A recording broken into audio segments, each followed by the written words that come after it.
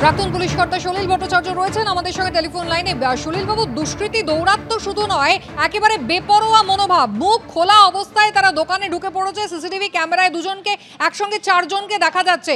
বাইকে করে এসেছে, সময়টা হচ্ছে বেলা 12:30, প্রকাশ্য দিবালোকে। দেখো, এই সোনার দোকানের ডাকাতি, দেখো এই সিরিয়াল ডাকাইটিস হচ্ছে, সিরিয়াল ডাকাইটিস।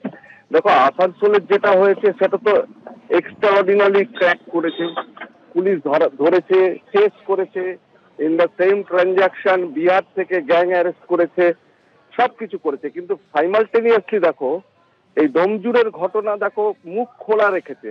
তার মানে কিন্তু এটা মিন করছে যে লোকাল গ্যাং নয়, হয়তো লোকাল টিপার থাকতে পারে, কিন্তু এসছে কিন্তু বর্ডারিং বা নেইবারিং ডিস্ট্রিক্ট থেকে বা নেইবারিং স্টেট থেকেও হতে পারে। কারণ ওই তোমার ওখান থেকে গিয়ে যদি পাশের জেলা থেকে করে, মানে পূর্ব মেদিনীপুর ডিস্ট্রিক্ট থেকে করে বা তার অ্যাডজয়নিং ডিস্ট্রিক্ট থেকে করে, অ্যাডজয়নিং এরিয়াস থেকে করে, তাহলে কিন্তু মুখ বাঁধার কোনো কারণ নেই। সুতরাং যে ডাকাতিটা হচ্ছে এটা কিন্তু পুলিশের একটা চরম ব্যর্থতা, এই প্রশাসনের। কারণ এই যে দিনের বেলায় lean hours of the day, ওরা সবসময় কিন্তু ট্রাই করছে যে যাতে লিন আওয়ার্স অফ ডে, মানে দুপুর বেলায়, দিনের বেলায় এই অত্যাধিক যে হিট ওয়েভ চলছে, রাস্তায় লোকজন কম, সোনার দোকান খোলা, তার মধ্যে ডাকাতি। তার মানে একটা লোকাল টিপার তো থাকতেই হবে, স্থানীয় কোনো লোকের ইনভলভমেন্ট শিওর আছে। সুতরাং এই গ্যাংটাকে যদি না ধরতে পারে, এর কিন্তু রেকারেন্স হবে, আবার ডাকাতি হবে। সুতরাং নিরাপত্তার কিন্তু অভাব, পুলিশের ডিটেকটিভ এবিলিটি সম্পর্কে কিন্তু প্রশ্ন থেকে যাচ্ছে এখন। যদি না এটা ডিটেক্ট করতে পারে, তাহলে ইন নো টাইম খুব কুইকলি কিন্তু আবার এই সোনার দোকানে ডাকাতি হবে, এ সম্পর্কে কোনো সন্দেহ নেই।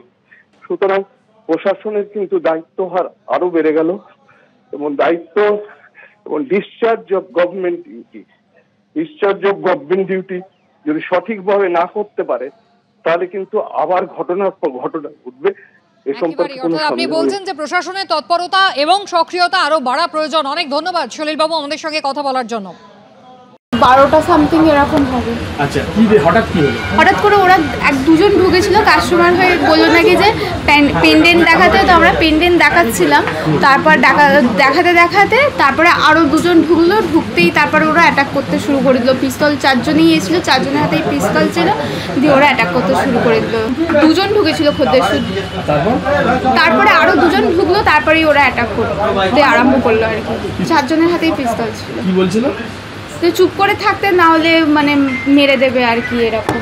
তারপরে ওরা সব যা আমাদের সমস্ত ডিসপ্লেতে যা আর কি মাল ছিল, সেগুলো সব ওরা নিয়ে নিয়েছে। কত মাল থাকতে পারে? কিরকম হবে? হ্যাঁ, 4-5 কেজি এরকম হবে। 4-5 কেজি সোনা দিদি, সোনা? হ্যাঁ হ্যাঁ, 4-5 কেজি।